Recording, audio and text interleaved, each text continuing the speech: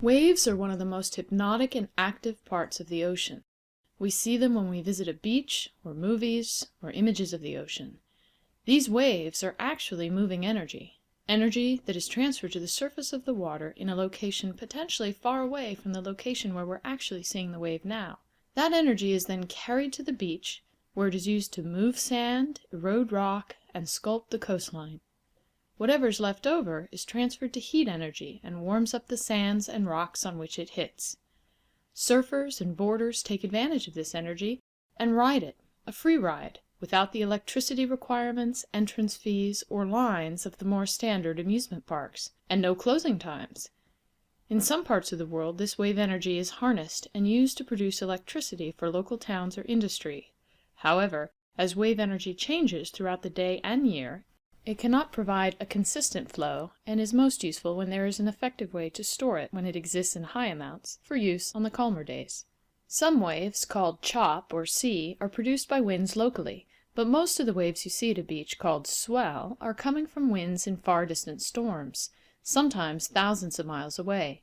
Tsunami are rare waves that come from a landslide or earthquake that could also have happened 1,000 miles away. And the most common and consistent waves that hit our beach, usually twice a day, are called tides and are caused by differences in the gravitational forces felt by different parts of the Earth to its neighbor the Moon and to a lesser extent the Sun. We'll talk more about these tidal waves in a future video tutorial. When discussing wave formation, it is useful to distinguish between the two types of forces that cause waves, the generating force and the restoring force. The generating force is the one that pushes water up across its boundary with the air. Waves move along the boundaries between two different density medium. In the ocean, we see waves move along the ocean surface, along pycnoclines within the deeper layers, and along the sea floor. Waves that move along the pycnocline can have an impact on submarines and marine life that live along the pycnocline. Imagine being in a submarine that is built to withstand only 1,000 meters depth pressures. If it is hanging out in the pycnocline at close to that depth and a wave passes along the pycnocline, the submarine can be moved by that wave down to deeper depths without warning. It is thought that some of the submarine disasters that have occurred without other explanations might have occurred because of this phenomenon. This image shows layers of plankton being moved into a wave shape by waves moving along the pycnocline. Now that we know where waves occur, along boundaries, let's go back to the forces that create them. The generating force pushes water from one layer up into the other layer. The restoring force pulls it back to where it was, trying to restore the balance. Between the two, we get an oscillating motion, and as long as the generating force is continuously pushing and the restoring force continually pulling back, the wave will continue to form in the location of the disturbance and send out its energy in all directions away. When the generating force stops, the waves all dissipate from the area of the original disturbance and the water returns to its original shape. Let's look at some examples. When you blow on the coffee in your coffee cup, you are creating a small disturbance that is pushing the air boundary into the water boundary. The restoring force in this case is the surface tension of the water, which through hydrogen bonding connects the water molecules to each other and creates a skin. Small ripples form that emanate out from the area over which you blew. When you stop blowing, the ripples diminish in size and then eventually disappear. We call these small waves that are restored by surface tension of water capillary waves.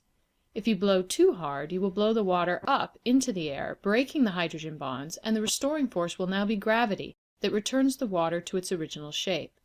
We call waves that are restored to their original shape by gravity, gravity waves. When waves are really small, the strength of the hydrogen bonds is stronger than the force of gravity. All waves in the ocean are either capillary or gravity waves, depending upon which is their restoring force. As you can see in this image, if we let wind be our generating force, the main visual difference between the two is their size. The barest breeze will create small capillary waves, and as the wind increases in its intensity, it will turn into a gravity wave that can get bigger and bigger depending on the force of the wind. Now let's return to generating force. There are three primary generating forces for waves in the ocean: wind, displacement of large volumes of water, think of a large splash when you jump in the ocean or when you drop a rock in a puddle, and uneven forces of gravitational attraction between the Earth and the Moon and the Sun.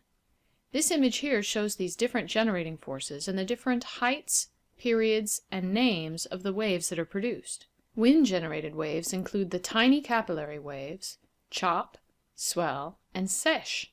Some sesh can also form through splashes generated by earthquakes or landslides, but most of those waves are called tsunami. As you see from this image, the potential for the tallest waves, as high as 100 meters, occur for swell. The next highest are tides, and the longest period, the longest we have to wait after one wave has hit the shore until the next one comes, is 12 hours and 25 minutes or 24 hours and 50 minutes, which are the periods of tidal waves.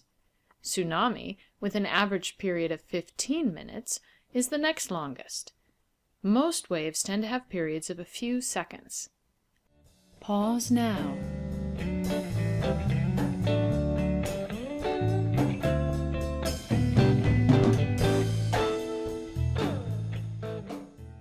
Here is a picture of a fictionalized, idealized wave.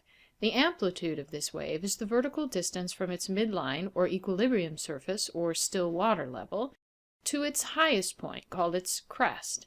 That number should be identical to the vertical distance from the equilibrium surface to the lowest point, called the trough. The equilibrium surface is the level the ocean surface would be at if there were no waves at all. The wave, remember, is a disturbance above and below this line. The height of the wave is the vertical distance from crest to trough. It is twice the amplitude. The wavelength is the horizontal distance from one trough to the next, or one crest to the next, or any one spot on the wave to the place where that exact identical spot appears again. Based on the definition of wavelength, can you determine how many wavelengths are visible in this picture? Pause now. If you guessed 1.5, you are correct. Wave base is another very important characteristic of a wave. It is a depth below the wave, under which the water and anything in the water, including fish, scuba divers, or submarines, feels no motion, feels no disturbance, doesn't even notice there's a wave above it. The wave base is calculated by halving the wavelength and then descending that distance from the equilibrium surface or still water level. This image shows what the motion of water looks like as we descend towards the wave base. As waves of energy move across the surface of the ocean, the particles move in a circular orbit, returning to their original position. Waves represent moving energy, not moving water. This video of a slinky will help explain. Although the slinky waves are not the same as ocean waves, they can help illustrate our point. As energy is transferred to one end of the slinky, it makes each individual slinky piece move sideways, returning to its original position. The slinky is not traveling up this concrete driveway, but the waves are. They're traveling up and then back down. As long as the generating force is continual, the waves will continue moving back and forth. In fact, because the waves are confined to a limited space, they create a standing wave. In the oceans, we call these standing waves seiches, and they can typically be found in small basins, embayments, or lagoons. This image from Lake Geneva in Switzerland shows a seiche that is a regular feature here due to local wind patterns. The results of these seiches are very similar to the results produced by young kids creating standing waves in bathtubs. Water sloshes up and over the basin and floods the surrounding areas. The largest standing wave in the world's oceans are the tidal waves, as their generating force, the difference in gravitational forces experienced on different parts of the Earth for the Moon and the Sun, never ceases, and they are confined to large ocean basins. In reality, they are simply seiches of water sloshing back and forth across the world's oceans. Both tsunami and wind-generated waves in the open ocean are progressive waves. They are generated in one location and then move outward from that location, eventually dissipating their energy on distant shores. Their generating force is not continuous. This footage from the slinky shows a progressive wave that dissipates over time. There are two kinds of waves that a slinky can demonstrate: a sideways or transverse wave, similar to earthquake waves that run along the land surface or the bottom of the ocean after an earthquake, and compressional waves or longitudinal waves, another kind of earthquake wave, and the kind of wave that sound is, compressing and expanding air as the waves travel from the source of the sound to your ear. Again, in all cases, the waves represent an oscillating motion of the air or water in response to the moving energy. The air doesn't move from the computer speakers or headphones to your ear. The sound wave moves. The air stays where it is and oscillates as the energy travels through it. Pause now.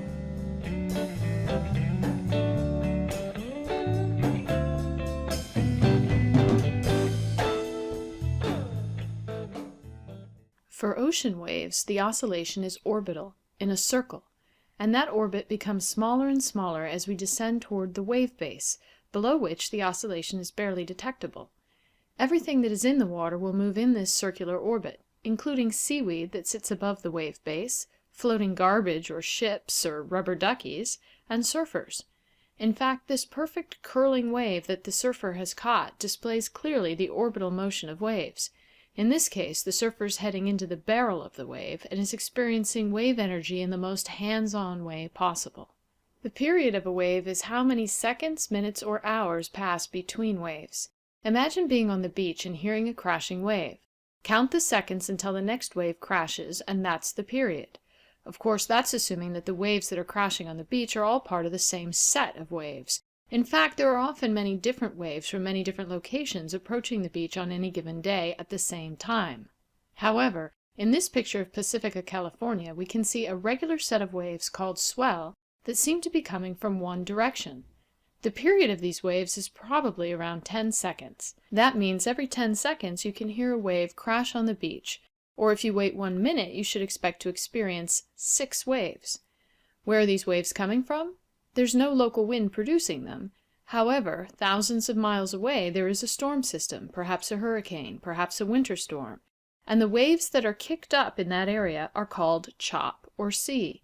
When they propagate outward from that storm area, they separate into regular sets of wave trains, all waves within which have the same height, wavelength, and period. These ordered groups or sets are called swell, and they travel thousands of miles to our beaches. What happens to them when they arrive? To answer that, we have to review a few more concepts. Let's talk first about wave speed. Like the more commonly known speed we associate with our cars on the highway, speed is simply distance over time. For a wave, the distance it travels in a given unit of time is its wavelength over its period. For example, tsunami have an average wavelength of 200 kilometers and an average period of 15 minutes. When we divide those numbers, we get an average speed of a tsunami of 800 kilometers per hour. That's how fast the energy of a tsunami wave travels across the ocean. Swell that approach our beach tend to move at speeds more like 33 kilometers per hour. However, that speed will slow once the wave feels bottom, which means once it enters water shallower than its wave base. This image reviews the wave base as the limit of orbital motion below a wave. We call waves that move through water deeper than their wave base deep water waves. Note that this definition has nothing to do with whether we think the water is deep or shallow, but only if the wave does. If the wave's base is above the seafloor, it feels like deep water, and there's no interaction between the wave and the seafloor. Once a wave enters water that is shallower than its wave base, it now transfers its orbital motion to the rock or sediment on the seafloor. That transfer of energy will pick up and move sediment, erode rock, and generally cause a frictional slowing of the base of the wave. The top of the wave might still be moving at its original speed, but the base is slowing down. This causes waves to bunch up, their wavelengths decrease, grow taller, and have their circular orbits squashed into elliptical orbits. The transformation of a wave as it enters shallow water, slowing and growing taller until eventually its top crashes over in a circular motion and it breaks onto the shore. Note, while height increases and wavelength and speed both decrease as a wave approaches shore, the period stays the same. We can now return to this image from Pacifica of actual swell approaching the beach and see this transformation. Note, for purposes of this video only, if a wave is not a deep water wave, we will call it a shallow water wave. In truth, there is a term known as a transitional wave, which sits between the two. We will not make that distinction. What kind of waves are deep water waves, and what kind are shallow water waves? And can they be one at one time and another at another? Yes, of course. Remember, whether a wave is deep water or shallow water depends only on its wavelength and the depth of water it's traveling through. For example, when you blow on your coffee cup, you make capillary waves with tiny wavelengths. They do not feel bottom of the coffee cup. so they are considered deep water waves. But those same waves in a thin film of water on the ground would feel bottom. They would then be classified there as shallow water waves. What about chop versus swell? In the open ocean, both chop and swell are deep water waves, but as they travel towards the shore, their wave base will hit bottom, and when it does, they become shallow water waves. Pause now.